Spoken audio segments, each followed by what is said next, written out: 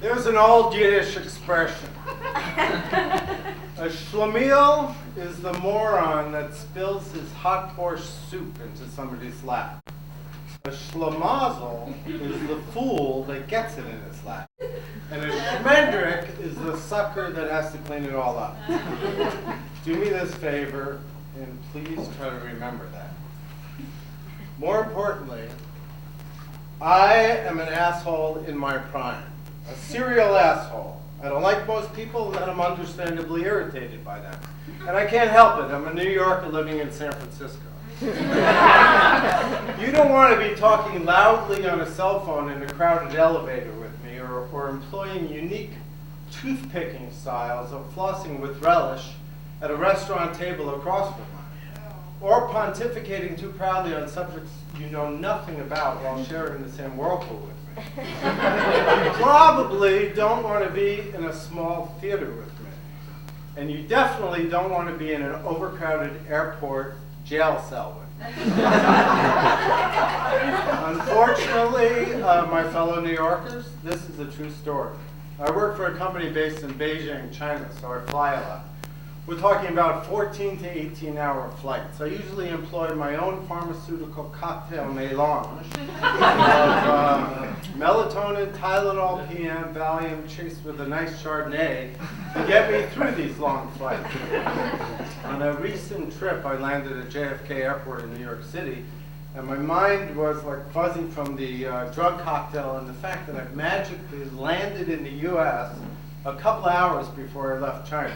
It's international dateline stuff. As I always do, I check to see if there are any ex-Nazis traveling incognito, because goddamn it, somebody has to do it.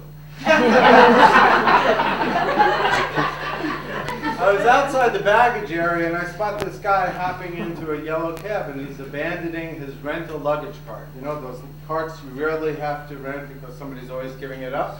Well, this guy had clearly relinquished his use of the cart and released it into the public domain. I ran over, glad to get it before somebody else did, when all of a sudden a hand reaches out of the cab window, grabs hold of the cart handle, and it's the previous luggage cart owner's hand. And a voice says, "Yo, buddy, give me $2 for the cart. I paid, you should too." My initial reaction was, this is like a welcome back to New York. I had traveled throughout a country of 1.4 billion people and hadn't ran into an asshole within 40 minutes. This is what happened. But then I realized what's really happening is I'm being sucked into another episode of my own personal series entitled Dueling Asshole. Yeah, I might be an asshole, but I'm not a complete idiot. I first checked to make sure my nemesis is not a 450-pound sumo wrestler or a multiply handicapped paraplegic. In this way, neither my mortality nor my sense of fair play is at risk. I try to imagine Lou Reed needing heroin really, really bad as I fix my gaze on the gentleman in the back of the cab, and I'm wondering how far am I willing to take this.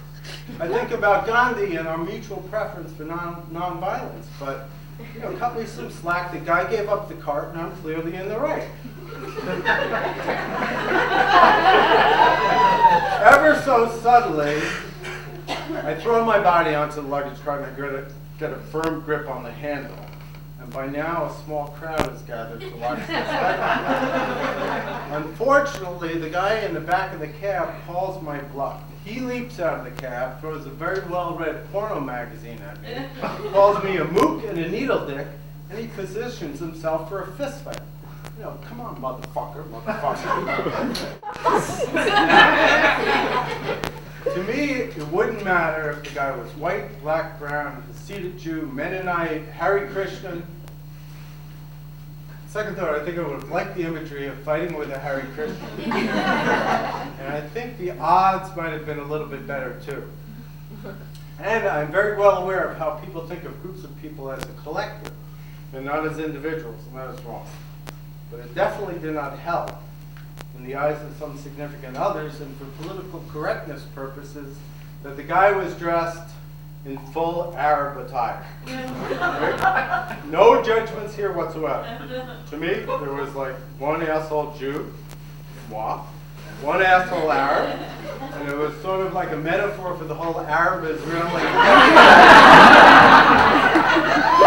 But we were at an airport in New York City not nearly long enough after 9/11.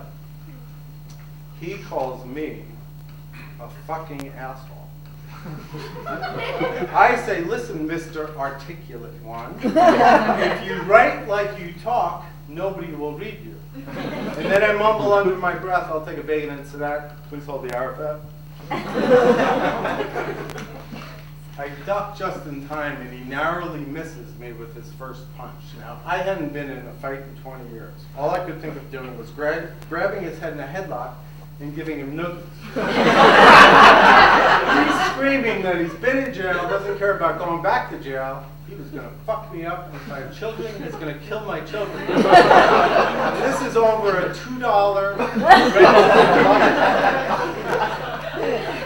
By now, I sense multiple police, airport security lights flashing. I let out a nervous chuckle, and then BAM! A very well executed roundhouse hook hits my head. And I'm in the warm, gentle, confused zone somewhere between his fist and the rapidly approaching sidewalk. It's the type of space where epiphanies grow on trees. It's an experiential playground. I think I'm fighting with a diapered Gandhi. The cops look like Charlton Heston and a bunch of aliens at an NRA rally. And this one particular Charlton Heston-looking cop is holding his gun aloft like Charlton Heston did after the Columbine shooting, swearing that the only way you can get his gun is when you pry it from his cold, dead hands. Next thing I know, I wake up and I have a splitting headache. And I'm sitting in an overcrowded airport jail cell. And the guy sitting next to me is shaking his legs so violently, it's driving me bananas. And I'm hungry. Jews are always hungry. Finally, they serve us some very hot soup in a paper bowl. Perhaps by accident, my bowl of hot soup falls out of my hands and lands in the leg-shaking guy's lap. He jumps up and simultaneously pukes. The Charlton Heston-looking cop comes in with a mop and a bucket to clean it all up. All of a sudden, I'm feeling a little bit better. Even though I did not get the prized luggage cart, I clearly lost the fight. FYI, I didn't get my luggage. At least I wasn't the leg-shaking hot soup in his lap schlamazel, while the asshole Schmendrick that had to clean it up. Anyway, friends bail me out, and I fly back to tranquil San Francisco.